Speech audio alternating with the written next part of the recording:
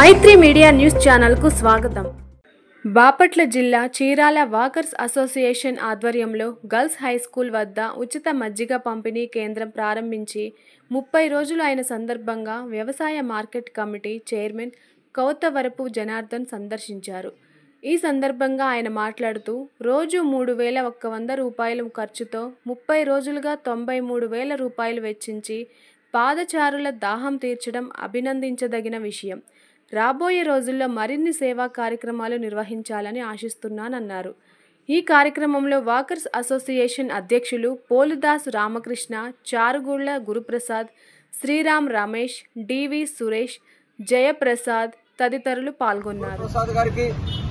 మరి ఈ మిగతా కమిటీ సభ్యులందరూ కూడా మరి నా ధన్యవాదములు.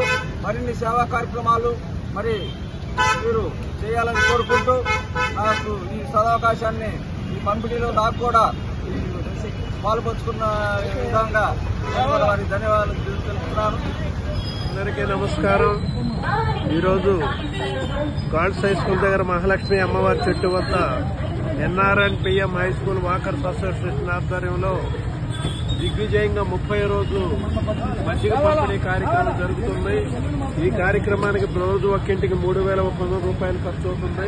సుమారు 1000 మందికి ప్రతిరోజు మజ్జిగ పోసి మరి పాదచారులు దాహం తీర్చడం జరుగుతుంది.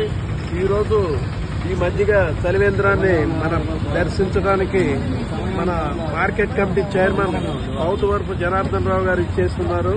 వారికి హృదయపూర్వక ధన్యవాదాలు తెలియజేస్తున్నాను.